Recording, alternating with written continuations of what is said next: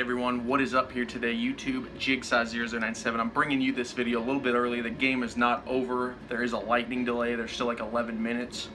But I've seen all I need to see, guys, to talk about. I have 2-3 pages of notes here that I want to go over. And there's some really good in this game and some really bad, and I want to go over all of it. But I think the good actually outweighs the bad in this situation, guys. So first of all, we had a lot of starters playing today. You know, Deshaun Jackson, Roddy McLeod, Corey Clement, Malik Jackson, Brandon Graham, Fletcher Cox. Like pretty much everyone got some time here, except of course Carson Wentz and Alshon Jeffrey. Like, you know, some really key guys didn't, but this was the game where they kind of showed off what they have. Unfortunately, Deshaun Jackson didn't really get a lot of play time. He played for a bit, and he didn't really get a lot of impact in this game either. He didn't really do much. He had one pass that was thrown his way, but it was a little overthrown from Cody Kessler. And I'm going to be honest, guys, this is where a little bit of negative comes in. I think Cody Kessler looks like complete garbage, especially with what happened with Josh McCown, as I will get into. But Cody Kessler is just, he's always been a quarterback that's just not really been that good. He came from a losing culture in the Browns, and you know, the Browns are just historic for drafting bad quarterbacks. At least they were in the past. We'll have to see how Baker Mayfield turns out, but I'm kind of off Josh McCown, especially after what Clayton Thorson did last week. I think Clayton Thorson is the solid number 3 on this team. It's going to be Carson Wentz, Josh McCown, Clayton Thorson. That's all it needs to be. So I've kind of learned all I need to learn there. Cody Kessler, you know, he came back from a concussion last week, but, you know, he still looked like he was concussed on that field because he was making all sorts of bonehead moves. And the best way I describe it, I wrote it down here, is he looks gun shy to me. He looks like he's just not really ready to be in the NFL right now. He looks like he is just afraid for his health or whatever. There was a play where he just basically sat there and took the sack. He didn't even like try. He didn't even try to like make anything out of it, and it ended up being like a 4 or 5 yard loss. So I didn't really like seeing that. Whiteside, JJ Arcega-Whiteside continues to look great, and I will get more into him later. Actually, these are my first half notes, so I've got this broken down, the first and the second half. And then yeah, I said Kessler does not look good. Kelsey had a couple bad snaps. He looked a little out of sync a couple times, but again, there wasn't really enough of the starters in this game to make like a final judgment on them. Miles Boykin, he's a guy on the Ravens. He actually was doing a really good job against our defense. Unfortunately, he was showing a lot of flaws in the secondary. He's one of those burst speed players though, so I was just seeing some similar struggles with the defense, you know, with the double moves and all that stuff. The secondary of the Eagles has always had a hard time locking down really good guys like that. And that Miles Boykin, I'll say to the Ravens, that guy looks like a stud. He's a rookie, and he looks pretty good.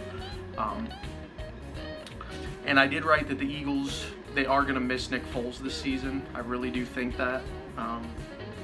But at the same time, after what I saw with Josh McCown, I'm pretty comfortable knowing that we have a veteran back in the locker room, because that was really what the loss of Nick Foles was to me more than anything, was the loss of a veteran mind in the locker room, loss of a guy that won the Super Bowl for the Eagles, been to the playoffs several times. You know, he was under Chip Kelly and Doug Peterson. He was just a great voice for Carson Wentz, and that's the biggest reason why I'm excited for McCown on the Eagles, guys, is because he brings a lot of experience. He's played for 11 different teams. He's 40 years old. He's been in the league for a long time. I think he has like a 16-year-old son, so the dude's lived life, and I really like that for Carson Wentz. He's just another offensive mind, and so they're gonna miss Nick Foles obviously, but McCown's great as a replacement.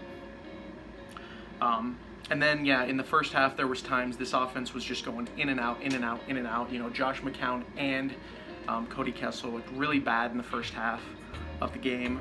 Couldn't get anything going, and it was damn frustrating to watch. The offense looked horrible. The defense just kept getting fried. There was something with the Ravens, because as it stands, the score is 26-15 right now. So the Ravens put up some points on us, guys. It was 26-0 going into the half. So the Eagles really were just getting fried. You know, they kept going 3 and out. The offense kept going 3 and out. And then the defense was getting fried. But near the end there, guys, they started to make some good things. And I will say this right now. Greg Ward Jr. is a diamond in the rough, guys. That's one of my bold predictions. Watching what they do with him, even though it's just preseason, he's reminding me of Taysom Hill on the Saints. He could be the Eagles' gadget player. I know a lot of people are saying Jordan Mailata is going to be that guy, but this Greg Ward Jr. guy came out of nowhere for me, and he was a quarterback in college, and they're playing him like a wide receiver, and boy, does he look good as a wide receiver, guys. But he's one of those guys, like I said, you could play him at a quarterback. You could do all sorts of things with him. It's what the Saints do with Taysom Hill. I think it's what the Eagles could do with Greg Ward Jr., so he's a guy to look at. Number 6 is his number on the Eagles. And he looked amazing this game. Of course, he had that touchdown against the, I think it was the Jaguars. Was that the I can't remember what game, but he had that great touchdown in the preseason where he like stepped around some guys. So he's already done a lot. He's done enough to wow me. I think he should make the team, but we'll see. And then this is something that I really like to see, and it started in the first half, but J.J. Arcega-Whiteside and Josh McCown built some great chemistry. In a way, Whiteside kind of became the Zach Ertz to Josh McCown. You know how Carson Wentz always has Zach Ertz as a safety? That's kind of what was happening with Josh McCown and Whiteside, and I liked seeing it. And I liked seeing it. I liked seeing that, you know, he was a guy that McCown could go to and reliably catch the ball. So that was good to see. One thing I didn't like to see though, guys, we were down. It was 0 to like 20 something. Jake Elliott misses a field goal, guys, which is really not much to scoff at, honestly, because he hits most of them. But this just kind of shows you that every now and then Jake Elliott can miss key kicks, and like in this case, I'm looking at it from like a real game perspective. This is like a key kick because this is like momentum. This is a momentum builder, like putting some points on the board when you're down 0. So that was disappointing to see him miss a kick like that.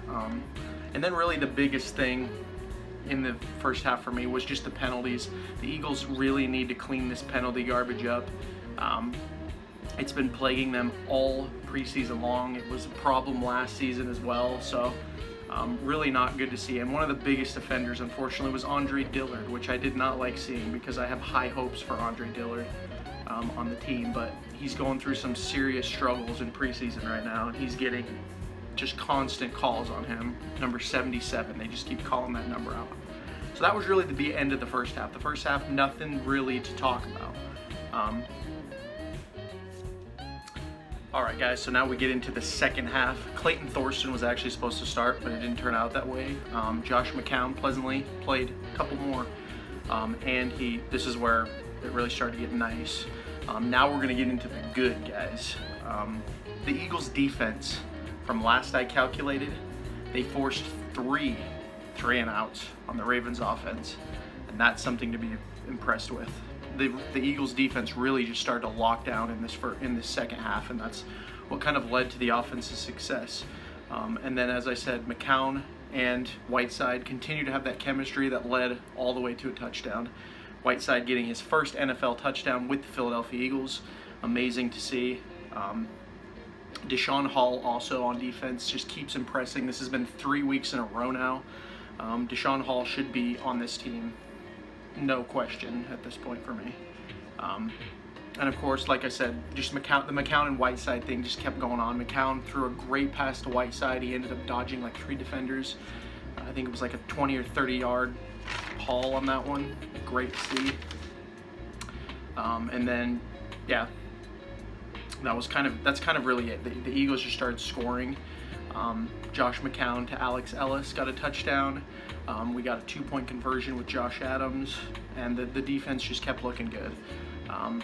Like I said, there is a weather delay, so I'm not really going to cover the rest of the game because it is kind of getting late here.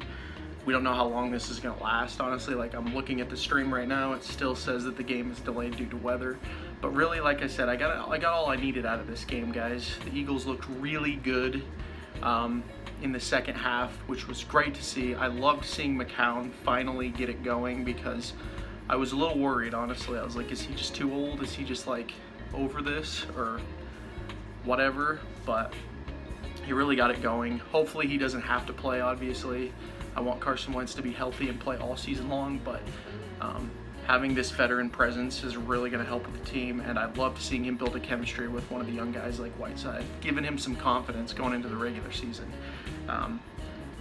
Because Whiteside, you know, he's like Alshon Jeffrey 2.0. We want this guy to be good. This guy's the future. So that was really it. And then, of course, the bad. Andre Dillard kept getting penalized. Did not like seeing that. The first half was sloppy as hell, you know. Cody Kessler, just complete garbage for me at this point. I don't see him turning this around. I think he's out. I really think that the Eagles are going to go with Thorson because Thorson's shown more promise.